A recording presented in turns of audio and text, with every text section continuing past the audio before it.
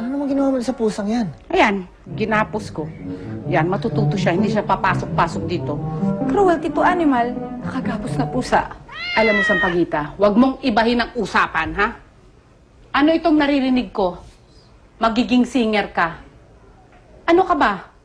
Ang tigas naman ng kokote mo. Ha? Hindi ka natututo? Paulit-ulit ko nang sinasabi sa'yo, wala kang kinabukasan sa singing-singing na yan. Pero Nay, magaling ako.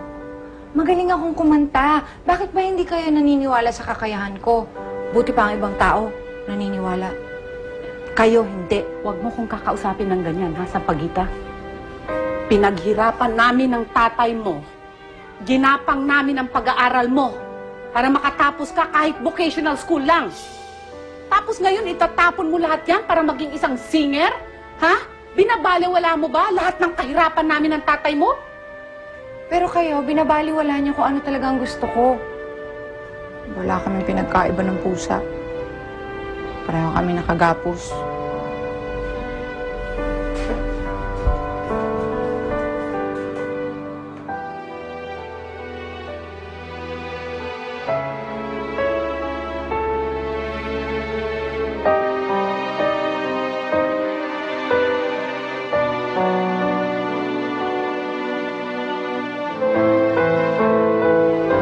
Okay ka lang, Sampaguita? Tay, bakit ba hindi na lang maging masaya si Inay sa akin? Hindi ba niya naiisip na ito talaga ang gusto kong gawin? Pangarap ko to, Tay. Intindihin mo na lang siya. Mahirap talagang tanggapin magkaroon ng anak na isang singer eh. Bakit, Tay? Baka hindi mo nalalaman. Eh, singer rin dati ang nanay mo. Huh? Si Inay? Singer? Pangako sa'yo, pangako, pangako sa'yo, sa'yo. Eh, paano naging singer si Inay? Pangako, pangako sa'yo.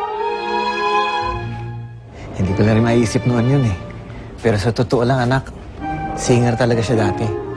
At natigil lang siya mula nung nabuntis siya sa'yo. At hindi niya matigil isipin na ikaw ang dahilan. Kaya hindi niya nakamit yung kanyang ambisyon.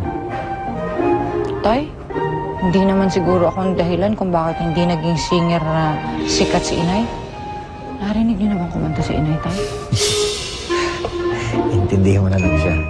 Alam mo, mahirap matanggap na mayroon siyang anak na nasusunod yung kanyang pangarap.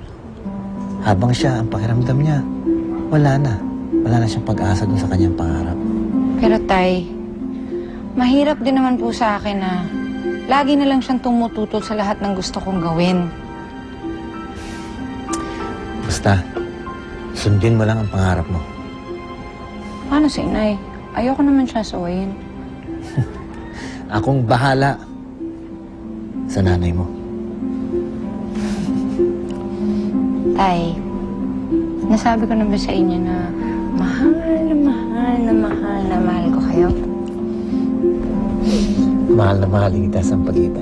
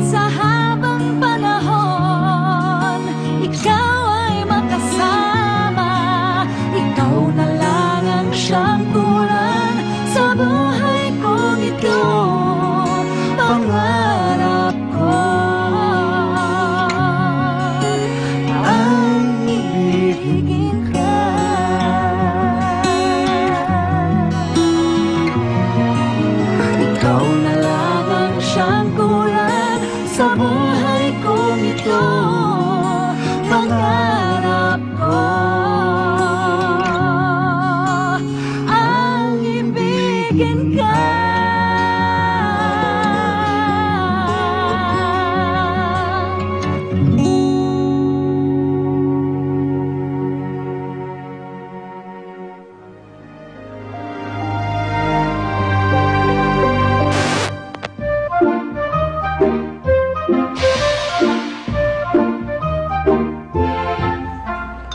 Thank you.